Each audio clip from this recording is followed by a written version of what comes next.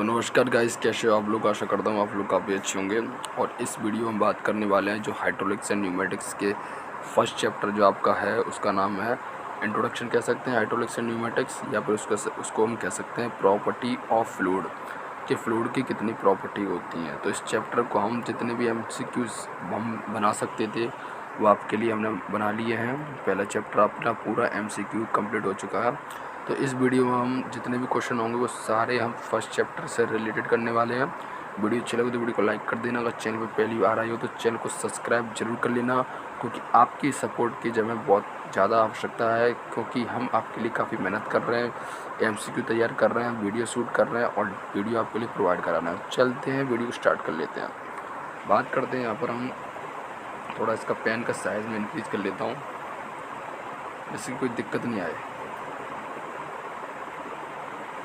ठीक है, यहाँ मैंने पूरा साइज़ को इंक्रीज़ कर लिया है। अब बात कर लें पहले क्वेश्चन की। पहला क्वेश्चन जो कह रहा है हमारे पास ये क्या है, सॉरी जरा, पहला क्वेश्चन हमारे पास कह रहा है हाइड्रोलिक्स क्या है। हाइड्रोलिक्स का मतलब मैं आपको बताऊं क्या होता है।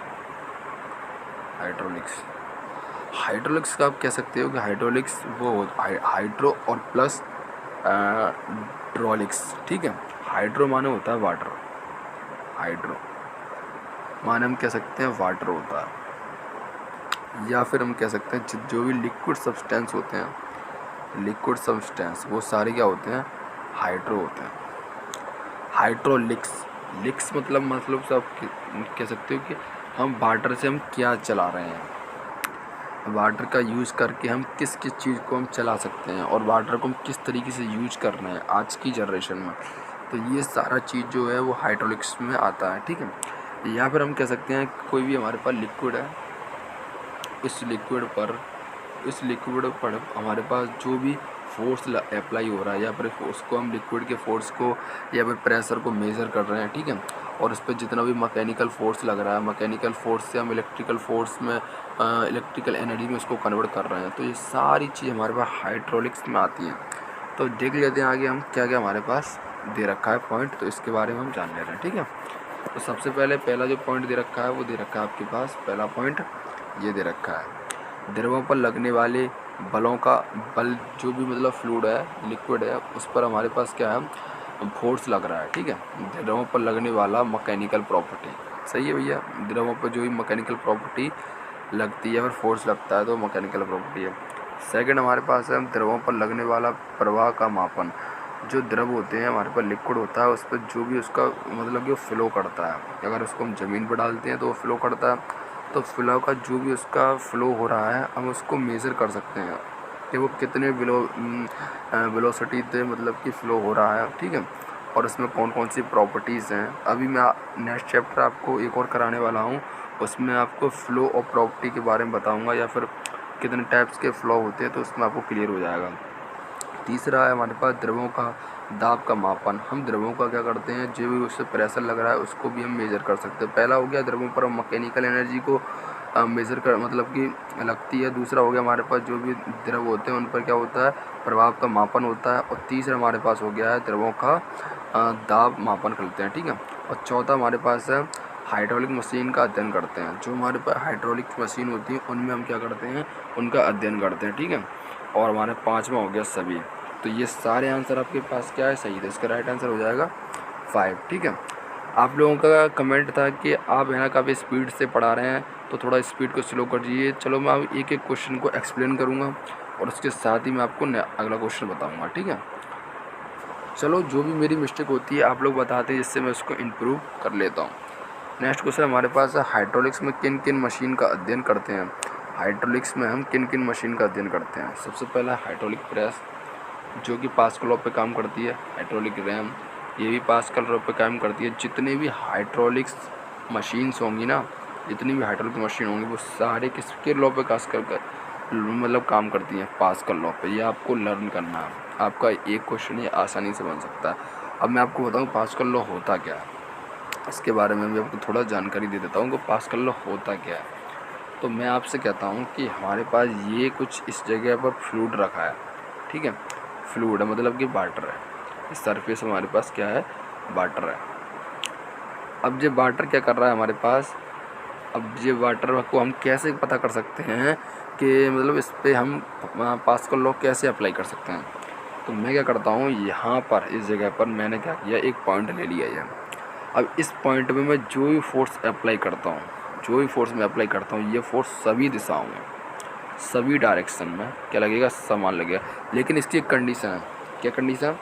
कंडीशन ये है कि जो हमारे पास लिक्विड है, लिक्विड जो हमारे पास है, ठीक है, जो लिक्विड है या फिर फ्लूइड है हमारे पास, फ्लूइड जो हमारे पास है वो रेस्ट कंडीशन में होना चाहिए, मतलब कि इक्विलिब्रियम कंडीशन में होना चाहिए, इक्विलिब्रियम, ठीक है, मतलब कि साम्यावस्था में होना चाहिए। तो इस तरीके से हम आपको बता सकते हैं कि पास्कल हमारे पास ये होता है। इसका डेरिवेशन भी होता है, तो डेरिवेशन का आपका MCQ बेस है, तो इतना इम्पोर्टेंट नहीं है डेरिवेशन, तो आप इस तरीके से भी कर सकते हैं, ठीक है।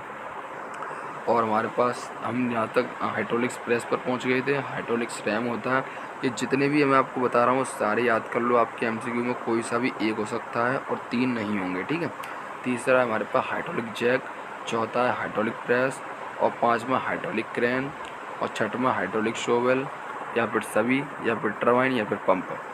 ये टरबाइन और पंप के बारे में मैं आपको बताऊंगा, पूरा डिटेल में बताऊंगा कि इलेक्ट्रिसिटी बनती कैसे है, ठीक है, हाइड्रोलिक्स पावर प्लांट से। तो आपको दोबारा मैं आपको रिवीजन करा देता हूँ कि हाइड्रोलिक प्रेस को, ठीक, हाइड्रोलिक मशीन हाइड्रोलिक प्रेस होती है, हाइड्रोलिक्स रैम होती है, हाइड्रोलिक जैक होती है, और हमारे पास हाइड्रोलिक्स प्रेस हो गई, हाइड्रोलिक्स क्रेन होती है, हाइड्रोलिक शोवेल होती है, और हमारे पास टरबाइन होती है, पंप होती है, ठीक है। अब इसमें एक और चीज़ होती है, उसको हम बोलते हैं एक्यूलेटर, एक्यूलेटर भी होता है, ठीक है, और हाइड्रोलिक्स ब्रेक्स भी होती हैं, हाइड्रोलिक ब्रेक,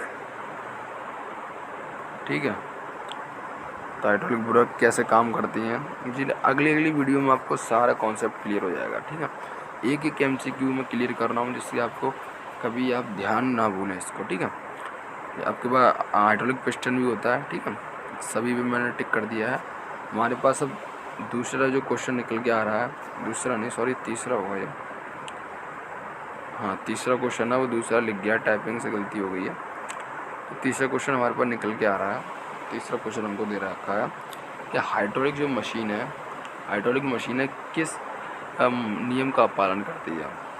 ये मैंने आपको अभी जस्ट अभी बताया कि हाइड्रोलिक्स जो हमारे पास मशीन है वो किस नियम का पालन करती है। वो हमारे पास न्यूटन के नियम का पालन करती हैं। ये न्यूटन का क्या होता है, न्यूटन तो अपना जो भी उनका फर्स्ट सेकंड थर्ड लॉ है, तो उसमें हाइड्रोलिक्स में तो कोई काम नहीं आ रहा इसका। पास्कल लॉ का काम करती हैं, दोनों पे करती हैं, किसी पे नहीं करती हैं। इसका राइट आंसर क्या हो जाएगा, इसका राइट आंसर हो जाएगा हमारे पास कि जो हमारे पास हाइड्रोलिक मशीन है सारी, मतलब कि फ्लूइड के द्वारा जो भी मशीन ऑपरेट की जाती है वो हमारे पास पास्कल लॉ पे काम करती है, ठीक है। इन्होंने एक लॉ दिया, फिर उसके बाद इंजीनियर आए। इंजीनियर का काम क्या है, इंजीनियर का काम है तो कोई भी लॉ निकल के आया, उस लॉ की कितनी वो एप्लीकेशन निकाल सकता है, जो लॉ निकाला उसकी एप्लीकेशन कितनी निकाल सकता है, एप्लीकेशन। अब एप्लीकेशन क्या होता है, एप्लीकेशन हमारे पास होता है कि उनका अनुप्रयोग किस तरीके से कर सकते हैं हम, अनुप्रयोग, उसका यूज किस तरीके से कर सकते हैं, ये होता है आपके पास एप्लीकेशन। तो ये पास्कल लॉ पे काम करता है। जो भी लिक्विड से ऑपरेट होने वाली मशीन सारी पास्कल लॉ पे काम करती है, ठीक है। तीसरा क्वेश्चन देख लेते हैं। तीसरा क्वेश्चन हमारे पास दे रखा हाइड्रोलिक्स किन की शक्ति पर निर्भर करती है, ठीक है। जो हाइड्रोलिक्स है वो किन की शक्ति पर निर्भर करती है, सॉलिड पावर पर, लिक्विड पावर पर, दोनों पर, या कोई नहीं। अब आपको वही मैं आपको बहुत देर से कह रहा हूँ कि हाइड्रोलिक्स लिक्विड से रिलेटेड है, तो सॉलिड पावर पर रिलेट करेगी क्या। हमारे पास जो लिक्विड है वो लिक्विड सॉलिड होता है, पहली बात नहीं होता है, ठीक है। और जो हाइड्रोलिक्स पावर प्लांट में हम जो किसके द्वारा एनर्जी मतलब की जनरेट होती है, हाइड्रो का मतलब ही क्या है, लिक्विड है, वाटर है, सब्सटेंस है, ठीक है। तो इसका राइट आंसर हो जाएगा डायरेक्ट लिक्विड, ठीक है। ये तो आपको क्लियर है, इसको ज़्यादा कुछ समझाने की ज़रूरत नहीं है, ठीक है। अब हम देख लेते हैं नेक्स्ट क्वेश्चन। नेक्स्ट क्वेश्चन हमारे पास दे रखा है चौथा क्वेश्चन दे रखा है। इसमें दे रखा है फ्लूइड कितने प्रकार के होते हैं। फ्लूइड हमारे पास कंप्रेसिबल होते हैं या फिर नॉन कंप्रेसिबल होते हैं। थोड़ा सा यहाँ पर आपको एक चीज़ बता दूँ कि फ्लूइड होता क्या है। फ्लूइड वह सब्सटेंस या वह लिक्विड या फिर कोई भी वह वस्तु सॉरी कोई भी वह मतलब कि फ्लो करने वाला सब्सटेंस जो कि फ्लो होने की उसमें प्रॉपर्टी होती है, तो वो हमारे पास क्या होता है, फ्लूइड होता है। अब आपको मैं कुछ और एक्सप्लेन करने वाला हूँ, आपको ध्यान से सुनना है कि जैसे मैं आपसे कहूँ मेटल, हमारे पास जो मेटल होते हैं वो हमारे पास क्या होते हैं, ठोस होते हैं एक तो, ठीक है। उसके बाद हमारे पास लिक्विड होते हैं, ठोस होते हैं, और हमारे पास क्या होते हैं, लिक्विड होते हैं। और तीसरा हमारे पास क्या होते हैं, वेपर होते हैं। यही तो होते हैं। तो ठोस हमारे पास क्या है, कंप्रेसिबल है, इनकम्प्रेसिबल है। पहली बात, ये फ्लूइड ही नहीं है, क्योंकि इस पर क्या है, फ्लो होने की प्रॉपर्टी नहीं है, तो ये तो हमारे पास फ्लूइड नहीं है।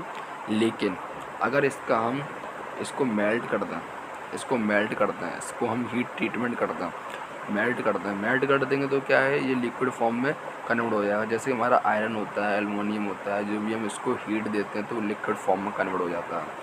लिक्विड फॉर्म में जो हमारा कन्वर्ट हो जाएगा, कन्वर्ट होने के बाद क्या है, उसको हम किसी भी सरफेस पे फ्लो कराना चाहेंगे तो फ्लो कर जाएगा, ठीक है। लेकिन इसका हम हाइड्रोलिक्स में यूज़ नहीं कर सकते हैं, तो आपको क्वेश्चन आता है अलग से, एक और क्वेश्चन पूछ सकता है हम कि हाइड्रोलिक्स मशीन में ठोस लिक्विड का यूज़ किया जाता है या नहीं किया जाता है। तो आप इसका आंसर आसानी से बता सकते हैं कि नहीं किया जाता, ठीक है। लेकिन हमारे पास क्या होता है कि जो लिक्विड होता है इसमें क्या होती है, फ़्लो करने की जो प्रॉपर्टी होती है या फिर वह सब्सटेंस जो आसानी से फ़्लो हो जाते हैं, वो फ्लूइड कहलाते हैं हमारे पास। अब हमारे पास वेपर क्या है, लिक्विड का है तो पार्ट है। अगर आप पानी को गर्म करोगे तो वो स्टीम में कन्वर्ट हो जाएगा, स्टीम को ही तो वेपर बोलते हैं, ठीक है। भाप को ही तो हम वेपर बोलते हैं, भाप का दूसरा नाम ही तो वेपर है। तो इस तरीके से जो होने वाला है, ठीक है। अब हम बात कर लेते हैं कि फ्लूइड कितने प्रकार के होते हैं। इसको मैं रेस कर देता हूँ इस तरीके से। अब आप बात कर लेते हैं फ्लूइड कितने प्रकार के होते हैं। पहली बात कर लेते हैं हम कंप्रेसिबल क्या होता है और इनकम्प्रेसिबल क्या होता है, ठीक है। कंप्रेसिबल क्या होता है और इनकम्प्रेसिबल क्या होता है। मैं आपसे कहूँ कि एक जो बॉडी है, इसके मैं इधर से फोर्स लगाऊँ, इस तरीके से इधर से फोर्स लगाऊँ, तो ये कौन सा फोर्स आपको मालूम पड़ रहा है, ये खिंचाव बल दिखाई दे रहा है, खिंचाव बल। कौन सा खिंचाव बल, इसको इंग्लिश में बोलते हैं टेंसाइल फोर्स, ठीक है। तो खिंचाव बल दिखाई दे रहा है आपको। लेकिन अगर मैं क्या करूँ इसमें, मैं उसमें कुछ स्पेशल कर दूँ, मैं क्या करता हूँ, इसको मैं इस तरीके से कर दूँ, तो अब अब क्या हो रहा है इसमें, अब क्या ये दोनों तरफ से दबाया जा रहा है, कंप्रेस किया जाता है। तो वह बल जो कि किसी भी बॉडी को दबाने का काम करता है उसको कंप्रेस कहते हैं, और वह फ्लूइड जो कि मतलब कि आसानी से दबाया जा सकता है उसको कंप्रेसिबल फ्लूइड कहते हैं, और जो आसानी से नहीं दबाया जा सकता उसको हम नॉन कंप्रेसिबल फ्लूइड कहते हैं। तो आशा करता हूँ आपको ये समझ में आ गया होगा कि कंप्रेसिबल और नॉन कंप्रेसिबल फ्लूइड क्या होते हैं। अब बात कर लेते हैं हमारे पास जो लिक्विड होता है हमारे पास, या फिर वह सब्सटेंस जो है फ्लो करता है, ठीक है। किस पे करता है, अर्थ की सरफेस पे करता है या फिर किसी भी सिस्टम पे करता है, ना कि इन्वायरमेंटल में, ठीक है। तो हमारे पास जो लिक्विड होता है वो हमारे पास फ्लो करता है किसी भी सरफेस पे। तो हमारे पास एक कंप्रेसिबल है कि नॉन कंप्रेसिबल है, ये आपको बताना है। तो हमारे पास क्या है, जितने भी लिक्विड है हमारे पास जो कि हाइड्रोलिक्स मशीन में यूज़ किए जाते हैं, लिक्विड की बात कर रहा हूँ, मतलब कि वह सब्सटेंस जो कि फ़्लो कर सकते हैं, वो सारे क्या होते हैं, वो नॉन कंप्रेसिबल फ्लूइड होते हैं, ठीक है। पहली बात क्लियर होगी हमारे पास। अब बात कर लेते हैं हम नॉन कंप्रेसिबल फ्लूइड, तो लिक्विड हो गया। अब हम बात कर लेते हैं हमारे पास जो वेपर होती है, गैस होती है या वेपर होती है, ठीक है।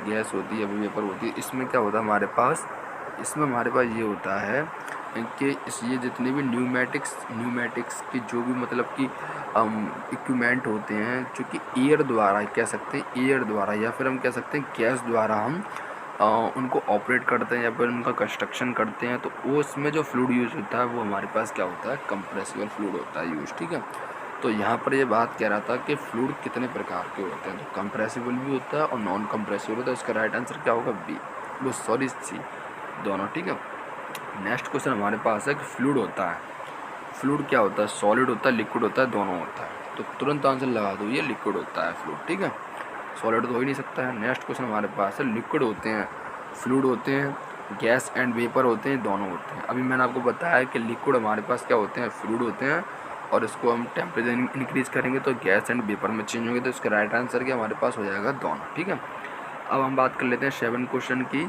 कि मेटल कितने प्रकार के होते हैं। ये मैंने आपको ऑलरेडी बता दिया है कि ठोस, द्रव, गैस, ये तीनों प्रकार के होते हैं। ये तो बचपन वाली छोटा सा क्वेश्चन आ गया हमारे पास, ये तुम छोटी क्लास में पढ़ा करते थे। नेक्स्ट हमारे क्वेश्चन है 8वां, लिक्विड है। लिक्विड हमारे पास, ये भी मैंने आपको बता दिया है, पहले मैंने आपको सारा कुछ बता दिया, उसके बाद वही क्वेश्चन आएंगे आपके सामने।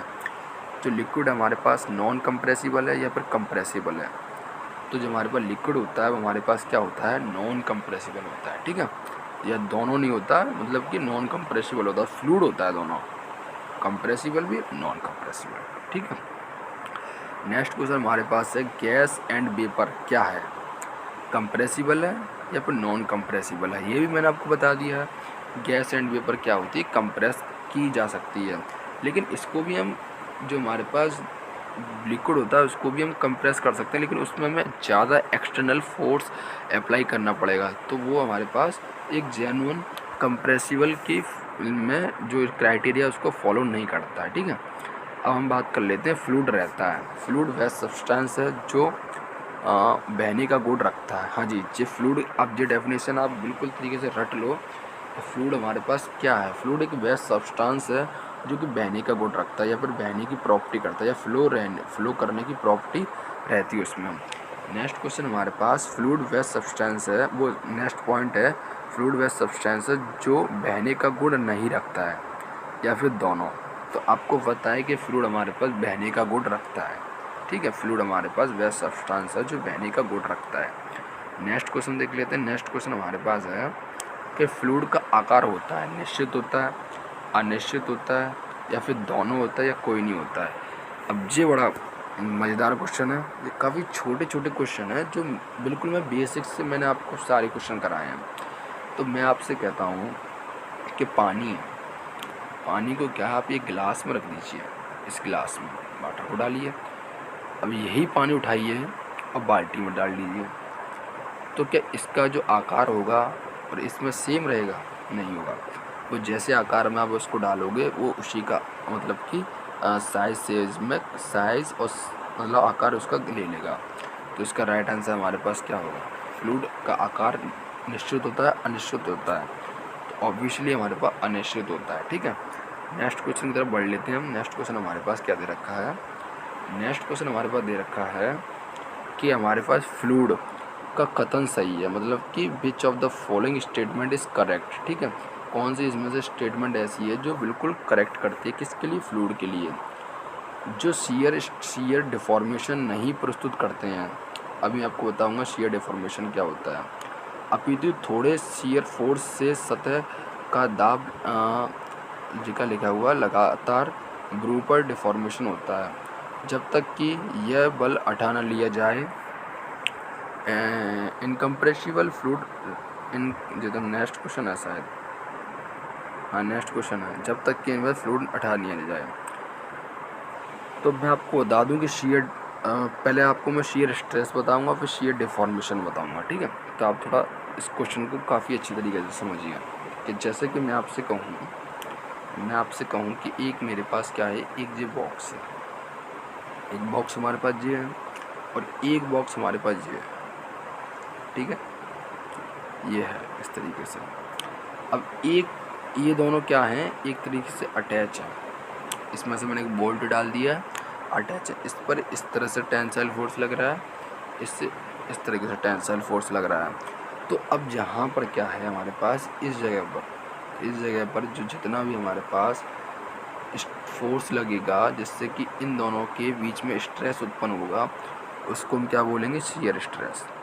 उसको हम क्या बोलेंगे, शियर स्ट्रेस।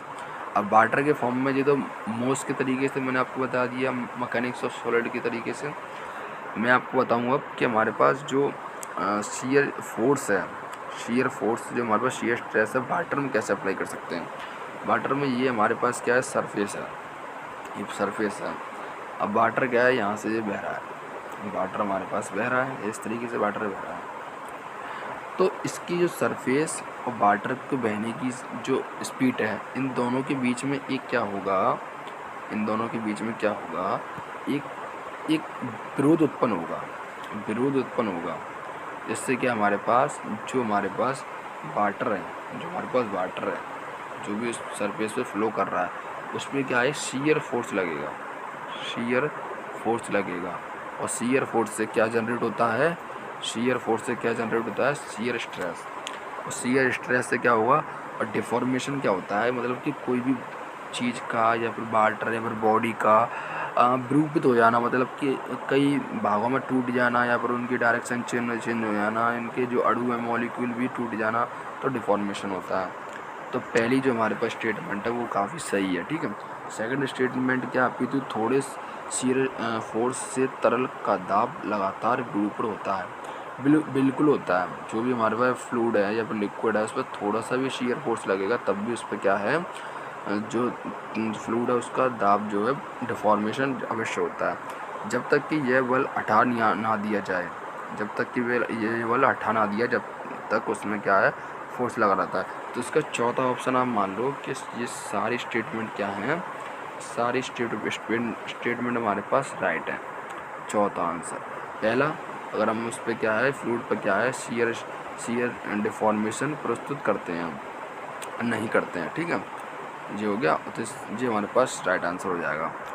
चलो हम आगे बढ़ लेते हैं, आगे देखते हैं हमारे पास क्या क्वेश्चन दे रखा है। हमारे पास 12 के बाद 13 क्वेश्चन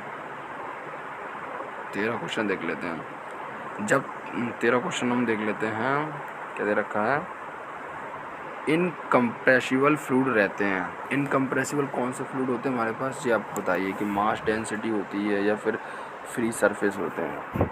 जितने भी हमारे पास इनकम्प्रेसिबल फ्लूइड होते हैं, इनकम्प्रेसिबल फ्लूइड मतलब कि वाटर, इनकम्प्रेसिबल फ्लूइड मतलब कि वाटर, ठीक है, इनकम्प्रेसिबल फ्लूइड मतलब कि वाटर।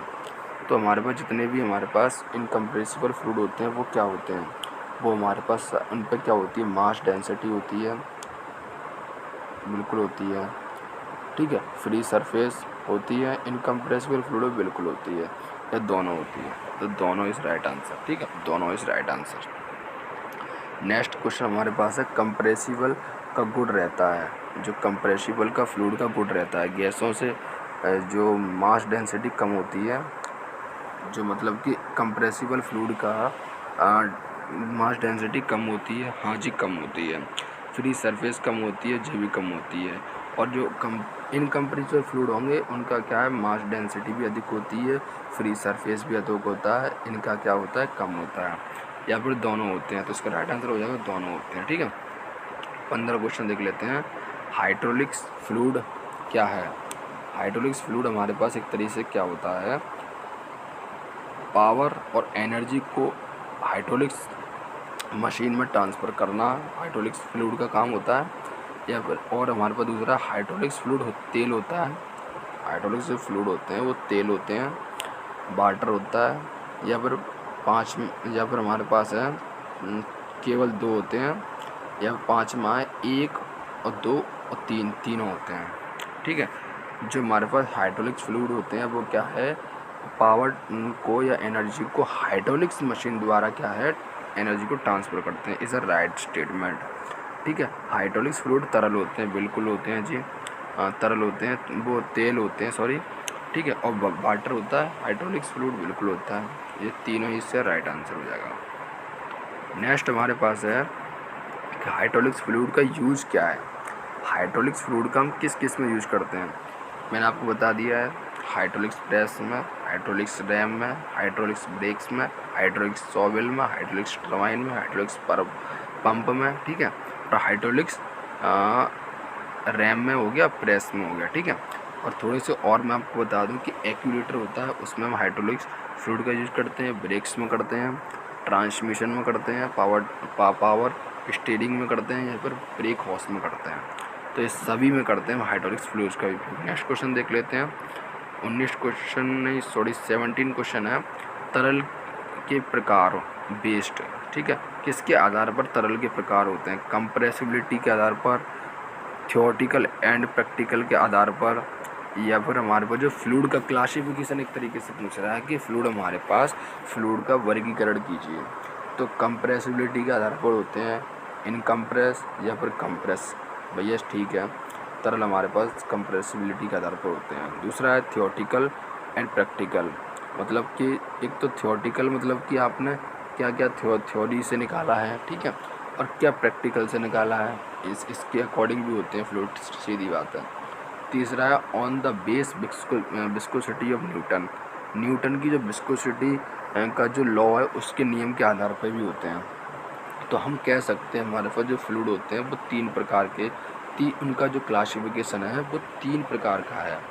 एक हमारे पास कंप्रेसिबिलिटी के आधार पर, एक हमारे पास थियोरेटिकल प्रैक्टिकल के आधार पर, और तीसरा है न्यूटन का विस्कोसिटी के लॉ के आधार पर। आगे देख लेते हैं किस तरीके से देख लेते हैं, ठीक है।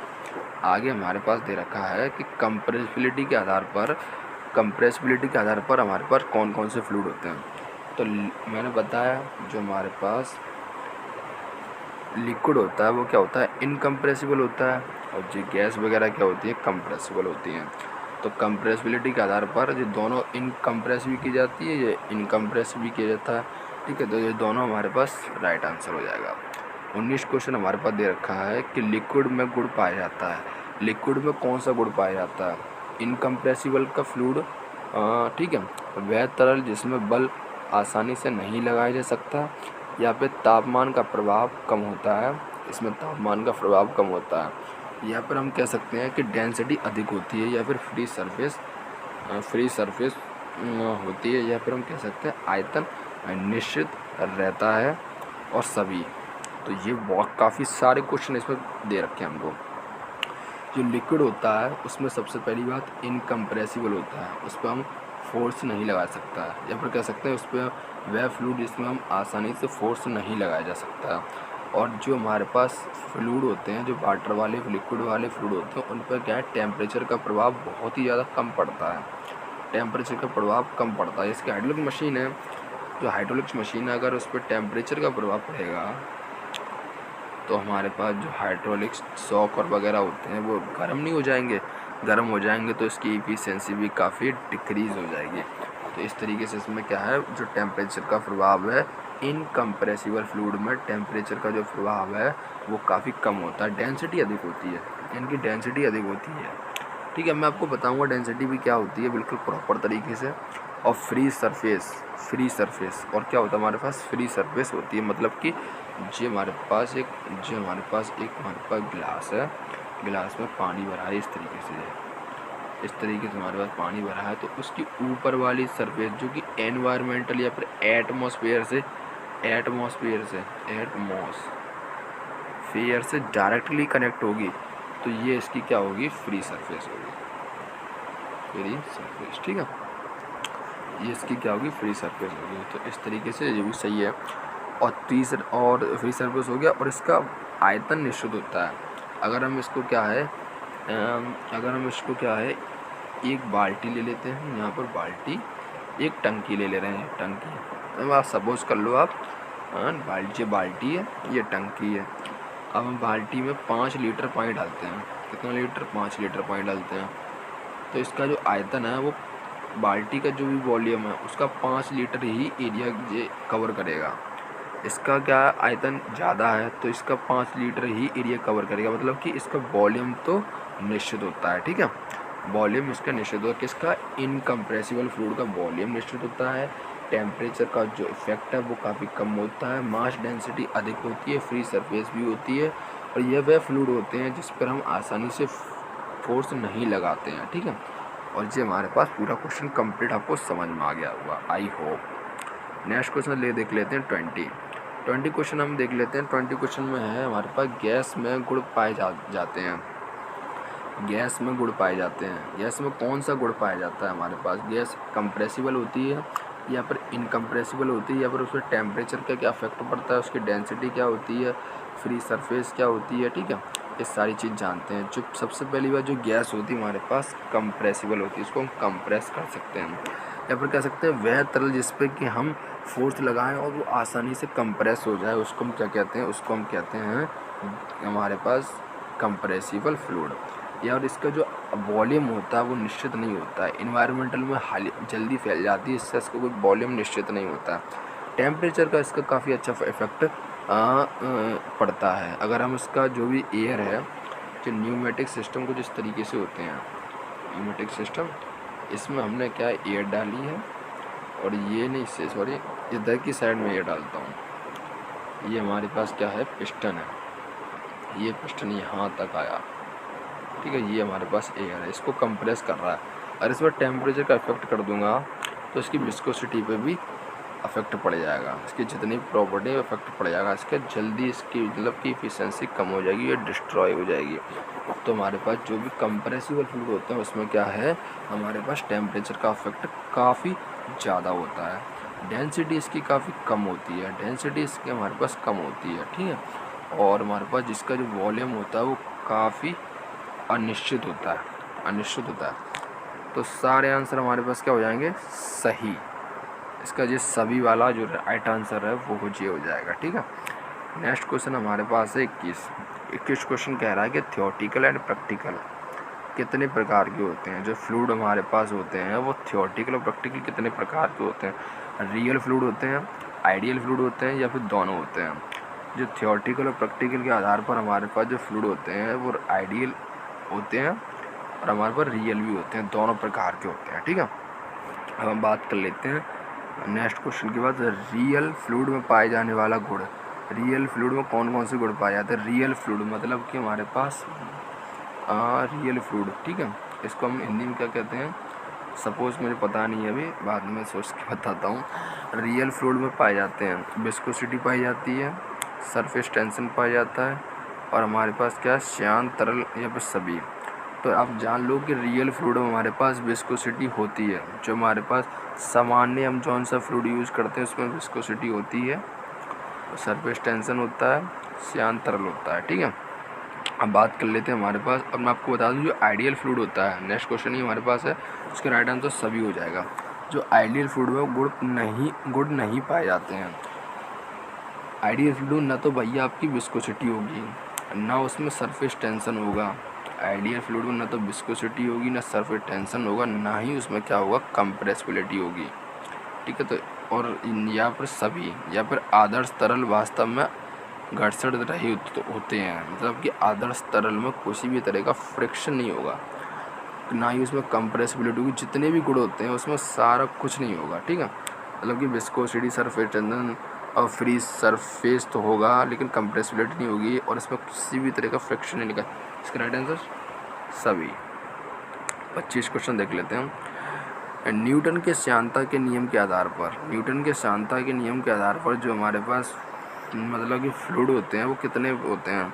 न्यूटोनिक फ्लूइड होते हैं, नॉन न्यूटोनिक फ्लूइड होते हैं, या फिर न्यूटोनिक फ्लूइड होते हैं।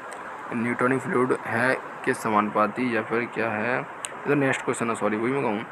न्यूटन के श्यानता के नियम के आधार मतलब कि कौन कौन से फ्लूइड होते हैं? तो न्यूटोनिक फ्लूइड होते हैं जो इसका यूज़ करते हैं, और एक होता है नॉन न्यूटोनिक फ्लूइड, ठीक है।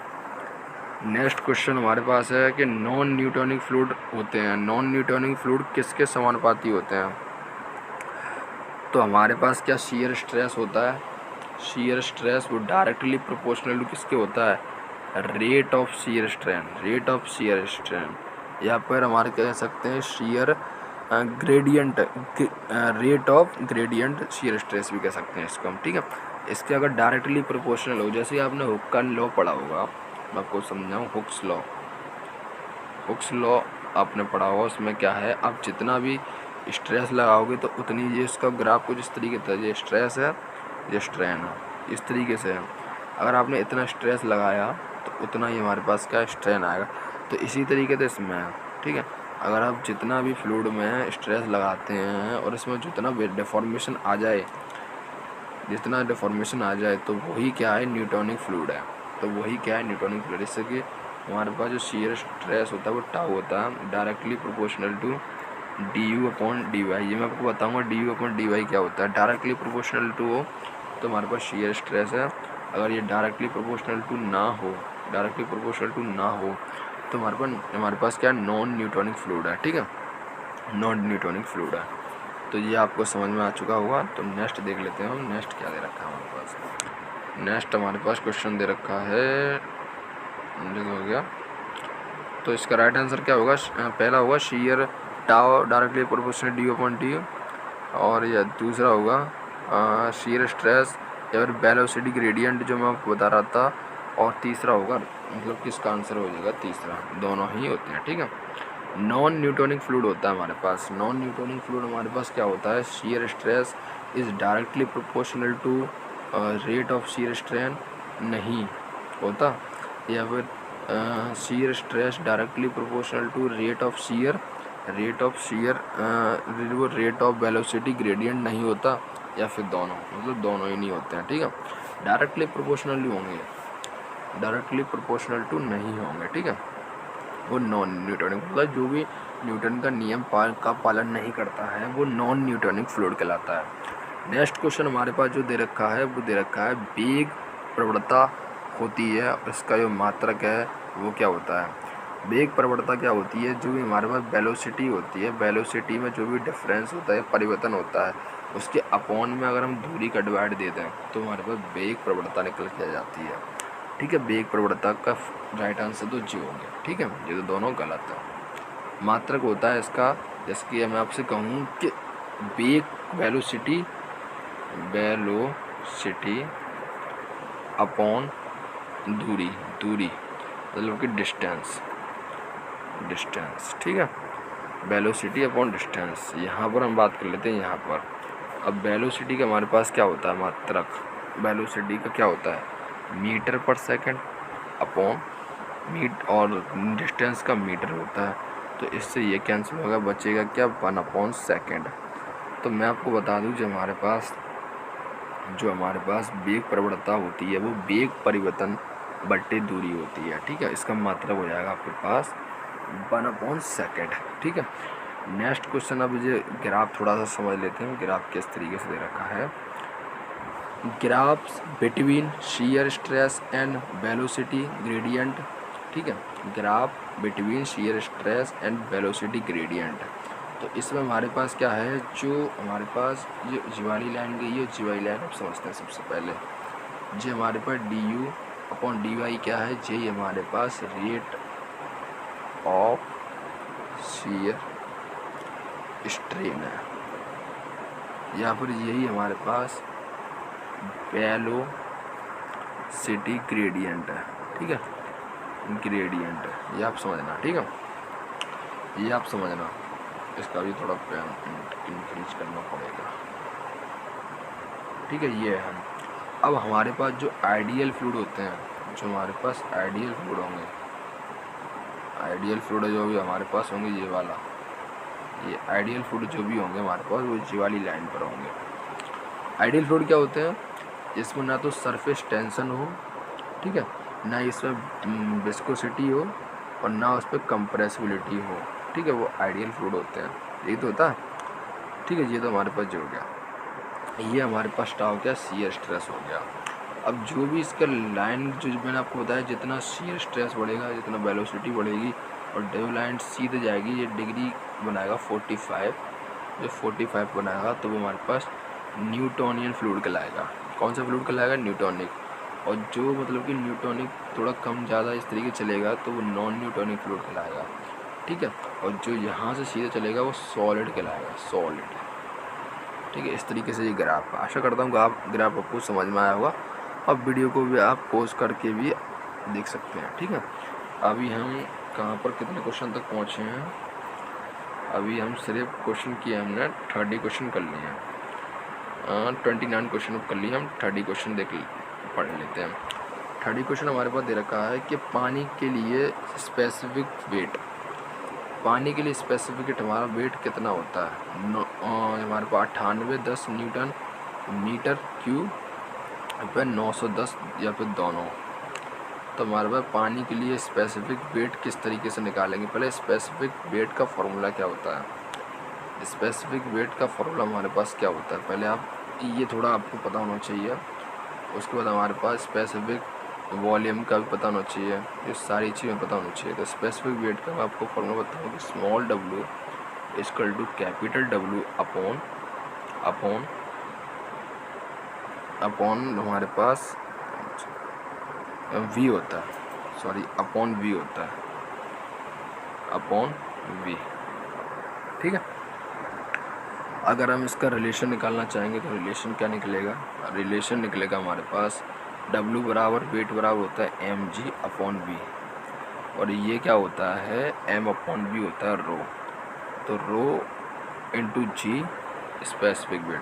तो आपका जो फॉर्मूला निकल के आएगा वो निकल के आएगा रो इक्वल वो sorry specific weight equal to small w equal to rho g. ठीक है। अब यहाँ से आप क्या है, यहाँ से आप इसका जो पानी का जो भी मतलब कि क्या कह रहा है ये लिक्विड का जो भी स्पेसिफिक वेट निकालना तो निकाल सकते हो। इससे किस तरीके से निकालोगे ये मैं आपको बताता हूँ, ये मैं आपको अभी बता देता हूँ। तो इसको आप निकालोगे किस तरीके से, पहली बात तो इसको मैं जूम कर लूँ। ठीक है, इसको मैं जूम कर ले, इतना आपका बोर्ड वाइट बोर्ड तैयार हो गया। उसके बाद मैं बताता हूँ कि स्पेसिफिक वेट का मतलब W इक्वल टू रो जी तो होता है W इक्वल टू रो जी। हमारे पास जो W स्मॉल छोटा है और पानी की जो भी मतलब की डेंसिटी होती है वो 1000 होती है।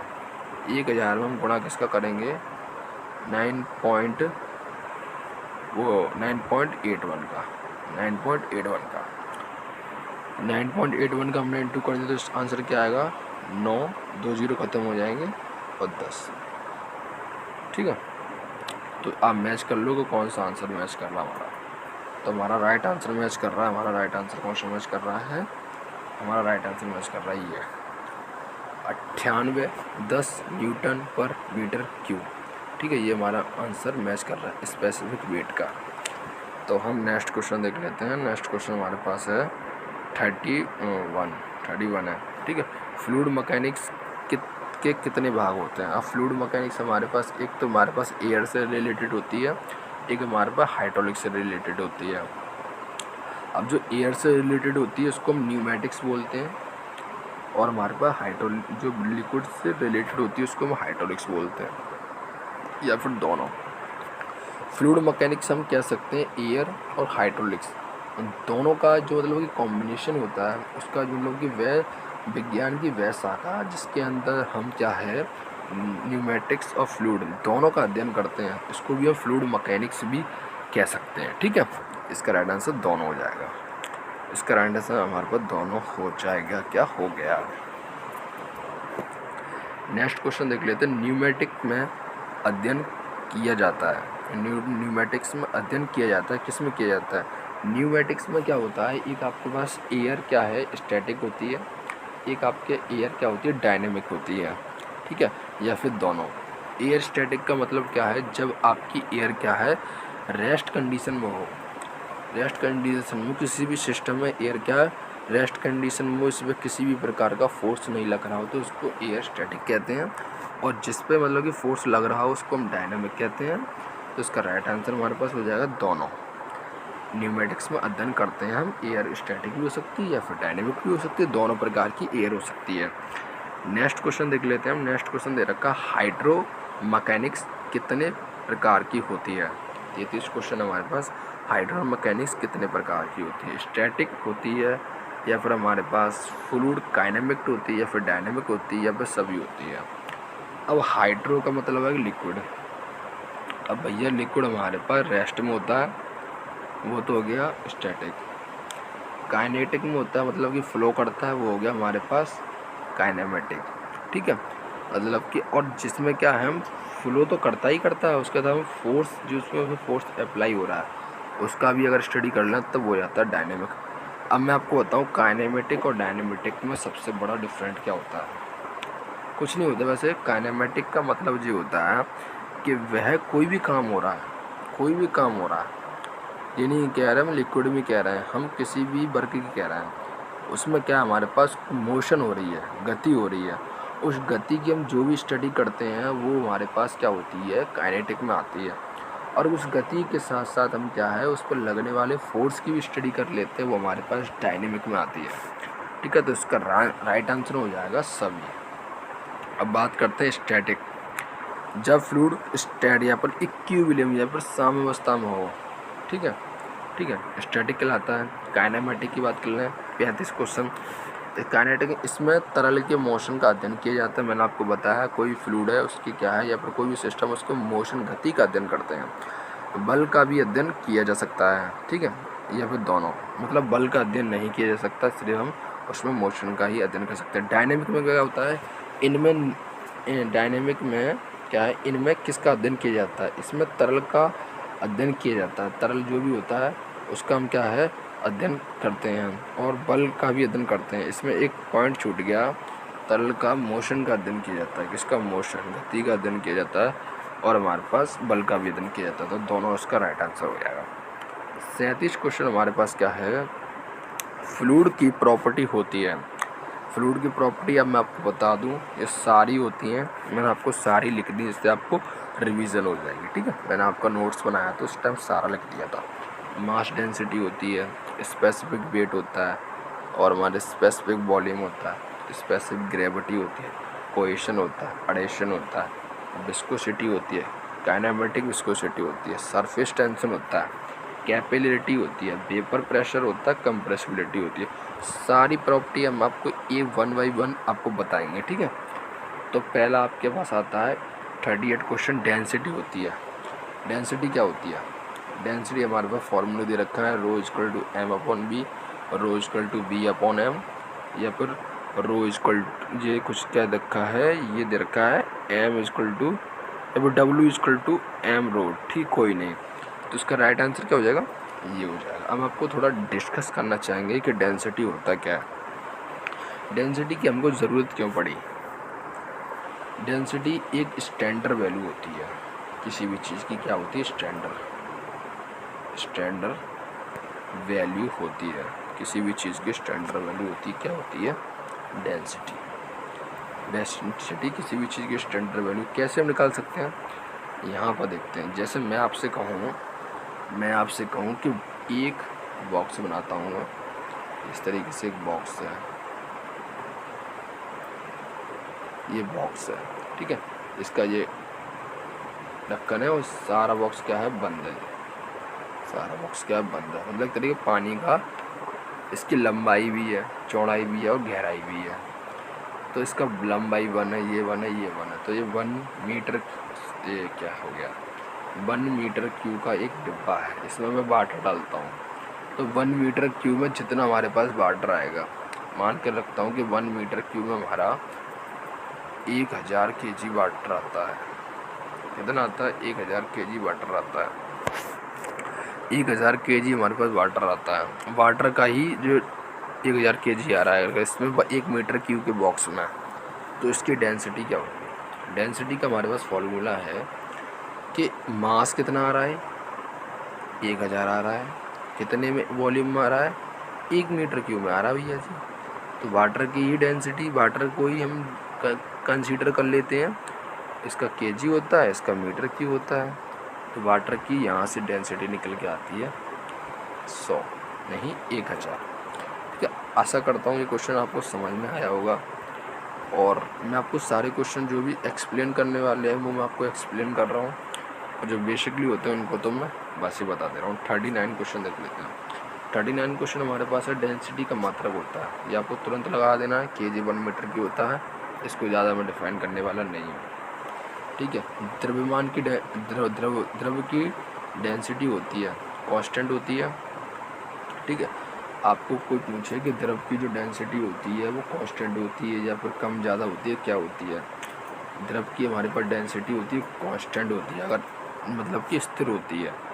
ठीक है, पेट्रोल की जो डेंसिटी होगी वो कांस्टेंट होगी, डीजल की क्या कांस्टेंट होगी, केरोसिन की कांस्टेंट होगी हमारे पास। ठीक है, वाटर की कांस्टेंट है, सारे जितने भी स्टैंडर्ड लिक्विड है सभी की डेंसिटी क्या है, कांस्टेंट होती है। ठीक है, ये बात आपको ध्यान रखनी है। 41 क्वेश्चन देख लेते हैं। गैस की डेंसिटी हमारे पास क्या होती है? गैस की डेंसिटी हमारे पास नॉन कांस्टेंट होती है। ये आपको ध्यान रखना है कि लिक्विड की जो हमारे पास है, लिक्विड की तो डेंसिटी हमारे पास क्या होती है? कांस्टेंट होती है। लेकिन जी गैस होती है ना हमारे पास, गैस उसकी डेंसिटी क्या है? कांस्टेंट नहीं होती है। ठीक है, उसकी डेंसिटी कांस्टेंट नहीं होती है। 42 प्योर वाटर की डेंसिटी होती है 998 kg पर मीटर क्यूब या फिर 1000 kg पर मीटर क्यूब, दोनों। तो आपको पता है कि प्योर वाटर हमारे पास 1000 kg ही होती है, लेकिन यह भी हम कंसीडर करते हैं, तो इसका राइट आंसर मान लेते हैं दोनों। ठीक है, ये वैसे आपका ज़्यादा प्योर होता है, ये वाला 998। ठीक है, मरकरी की डेंसिटी होती है 13,600 kg पर मीटर क्यूब। ठीक है, मरकरी की डेंसिटी होती है 13,600 kg पर मीटर क्यूब। पेट्रोलियम की डेंसिटी होती है, पेट्रोलियम की डेंसिटी क्या होती है? जो पेट्रोल होती है, पेट्रोल की डेंसिटी क्या होती है हमारे पास? 790 से ले 100 के बीच में होती है, या फिर हमारे पास 1000 होती है, 900 होती है। तो पेट्रोल की डेंसिटी हमारे पास क्या होती है? 790 के से लेकर हमारे पास नहीं, इसे तो पेट्रोल की वो होती है। ठीक है, तो इसका आंसर हो जाएगा सी, 900 होती है पेट्रोलियम की डेंसिटी। पेट्रोल की डेंसिटी क्या होती है? ये क्वेश्चन है। इस क्वेश्चन में आपको मैं एक बात कहूँगा, आप किसी पेट्रोल को भरवाने के लिए जाएँ तो वहाँ पर उसका मीटर देखेंगे। मीटर में आपको क्या दिखाई देगा? मीटर में आपको दिखाई देगा कि आपकी पेट्रोल का अमाउंट कितना लीटर है, और साइड में लिखा हुआ पेट्रोल की डेंसिटी। इसको चेक करना कि कितना होता है। ये होती है 630 से लेकर 780 के बीच में हमारे पास क्या है? पेट्रोल की डेंसिटी होती है। बस जेन्युइन बताऊँगा आपको। ठीक है, अब कैरोसिन का डेंसिटी कितना होता है? 900 होता है, 600 होता है, 804 होता है। कैरोसिन का जो डेंसिटी होता है वो कितना होता है? इसको मेरे को अभी कंफर्म नहीं है, इसको मैं वीडियो के एंड तक आपको बता दूँगा। स्पेसिफिक वेट और हमारे पास जो और कह सकते हैं वेट डेंसिटी क्या होती है? ये मैंने आपको बताया था कि small w equal to capital W upon v। ये हमारे पास स्पेसिफिक वेट होता है। ठीक है, ये हमारे पास स्पेसिफिक वेट होता है। अगर इसका जो आपको यूनिट निकालना है तो यूनिट में आपको यहाँ पर निकाल सकता हूँ। स्पेसिफिक वेट का यूनिट किस तरीके से निकाल सकते हैं? Small w equal to capital W upon v। ठीक है, कैपिटल W क्या होता है? mg upon v। ठीक है, अब हमारे पास क्या है? जो m है उसका मात्रक क्या होता है? kg होता है, और जो हमारे पास ग्रेविटी का होता है मीटर पर सेकंड स्क्वायर, अपॉन v का होता है मीटर क्यूब। यहाँ से जाएगा तो 2 पावर बचेगा ना बचेगा, तो kg अपॉन मीटर स्क्वायर और सेकंड स्क्वायर। ये इसका क्या है? मात्रा। इसकी डायमेंशन निकालना चाहोगे तो डायमेंशन में निकाल सकते हो m/2 अपॉन t-2। ये इसकी डायमेंशन किसकी? स्पेसिफिक वेट की। आ गया होगा समझ में आपकी? तो इसका आंसर क्या है? दोनों नहीं, या पहला है, कई गलत करवा दिए। 48 क्वेश्चन है relation between specific weight. 48 question है relation between specific weight. Specific weight में क्या रिलेशन होता है? स्पेसिफिक वेट में और डेंसिटी में क्या रिलेशन होता है? स्मॉल w बराबर क्या है? Capital W upon v। Small w बराबर mg अपॉन v, या फिर तीसरा, तो ये हमारे पास राइट होता है। ठीक है, ये मैंने आपको निकाल के ही बता दिया अभी। नेक्स्ट क्वेश्चन है 49। सील वाटर का स्पेसिफिक वेट क्या होता है? सील वाटर का स्पेसिफिक वेट होता है 10.1043 किलो न्यूटन पर मीटर क्यूब। तो आपको लर्न कर लेना है कि सील वाटर का स्पेसिफिक वेट हमारे पास होता है 10.1043 किलो न्यूटन पर मीटर क्यूब, किलो न्यूटन पर मीटर क्यूब। ठीक है, इसमें सील वाटर का होता है 10.134 किलो न्यूटन पर मीटर क्यूब। ठीक है, ये आपको मैं दोबारा इसलिए रिपीट कर रहा हूँ, इसको आपको आप भी मेरे साथ रिपीट किया करें, जिससे आपका अच्छी तरीके से क्वेश्चन लर्न हो जाए या फिर आपको समझ में आ जाए। 50 क्वेश्चन हम देख लेते हैं। स्पेसिफिक वॉल्यूम क्या होता है? स्पेसिफिक वॉल्यूम हमारे पास क्या होता है ये हम देख लेते हैं। स्पेसिफिक वॉल्यूम हमारे पास होता है स्मॉल वी अपॉन 1/ρ, ये मानो आपके स्पेसिफिक होता है। कैसे होता है ये आप समझ लेते हैं। स्पेसिफिक का मतलब ही ये होता है कि स्टैंडर्ड, ठीक है, हिंदी में बोलते हैं इसको अपशिष्ट।